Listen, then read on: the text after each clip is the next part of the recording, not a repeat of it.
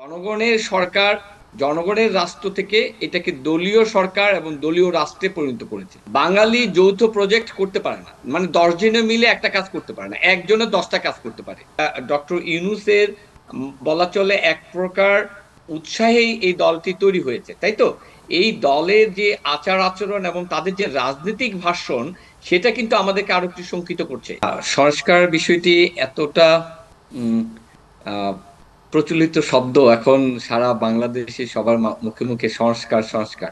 আসলে সংস্কার আহ, কথাটাকে বুঝাইতে হলে মনে হয় ইংলিশ কিছু টার্ম ব্যবহার করতে পারলে সংস্কার কথাটা আমরা ভালোভাবে বুঝাইতে পারবো। নাহলে সংস্কার মনে হয় একটি সিম্পল একটি টাস্ক অথবা একটি মনো টাস্ক।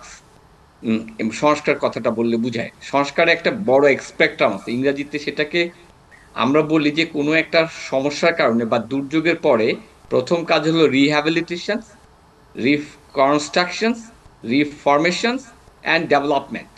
এই চারটা এপিসোডকে নিয়ে আসলে বাংলায় সংস্কার কথাটা অন্তর্নিহিতভাবে ধারণ করে। হুম। তার মানে আমার সংস্কারের যে চলমান একটি মানে প্রক্রিয়া, যেমন এটি সত্য কথা, তেমন সংস্কারের কিন্তু গভীরতাও আছে। হ্যাঁ, আমি কি সংস্কার করতে চাই, রাষ্ট্রের দায়িত্বে যে সরকারই ছিল, যে দলই সরকারে গেছে, সে কিন্তু কোনো ধরনের আহ, বাদ বিচার করেনি। মানে রাষ্ট্রকে যেভাবে পারে দলীয় আঙ্গিকে রাষ্ট্রের সরকার হিসাবে এবং রাষ্ট্রের যে প্রতিষ্ঠানগুলোকে ব্যবহার করে তারা এটাকে ভেঙে ফেলেছে। জনগণের সরকার, জনগণের রাষ্ট্র থেকে এটাকে দলীয় সরকার এবং দলীয় রাষ্ট্রে পরিণত করেছে। তার মানে একটা বিশাল ড্যামেজ হয়েছে। এবং এরকম একটা সময় আমাদের ব্যাপক ক্ষয়ক্ষতি, 2,000 লোক মারা যাওয়া বা 1200 লোক মারা যাওয়া, 2,000, 3,000, 20,000, 30,000 ছেলে মেয়ে আহত হওয়ার মধ্য দিয়ে আমরা একটা নতুন পরিবর্তিত পরিস্থিতি পেলাম। এই পরিস্থিতিটাকে আমি ডিজাস্টার বলছি বা দুর্যোগ বলছি। তো দুর্যোগের পরবর্তী ধাপটাই হচ্ছে রিহ্যাবিলিটেশন, পুনর্বাসন। মানে কি, যে আমার টোটাল রাষ্ট্র ব্যবস্থার প্রতিটি অঙ্গ আর স্বাভাবিক সার্ভিস দিতে পারছে না, সেটাকে ন্যূনতম সার্ভিসে আনা। তার মানে পুলিশ প্রশাসনকে ঢেলে সাজানো, আইন তো পুলিশের আছেই। হুম। সমস্যাটা ছিল পুলিশ পুলিশ লিগে পরিণত হয়েছিল।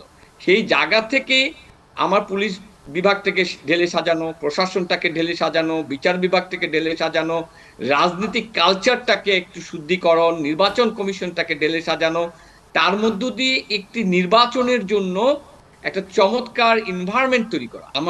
আমার মনে হয় এর চেয়ে কম সময়ও সম্ভব।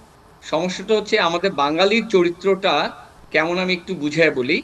আমরা দুর্যোগে এক হই, কিন্তু স্বাভাবিক সময় এক হইতে পারি না।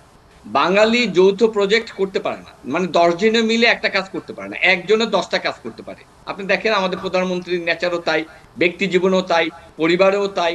মানে একা সব দায়িত্ব পালন করবে, কিন্তু 10 জনে মিলে একটা একমত হয়ে একটা কাজ করা স্বাভাবিক সময় পারে না, কিন্তু দুর্যোগ হলে পারে, বিপদে পড়লে পারে।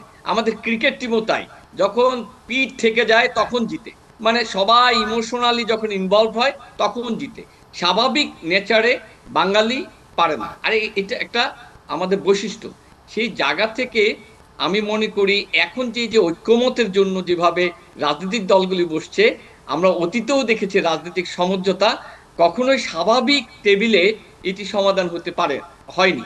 সঙ্গত কারণে আমি মনে করি সংস্কার নিয়ে এই কমিটিগুলির উচিত ন্যূনতম যেগুলিতে একমত হয় এবং লজিক্যাল ফ্রেমওয়ার্কে বলা, তাতে যা মানবে মানবে, বাকিগুলি ছেড়ে দেওয়া।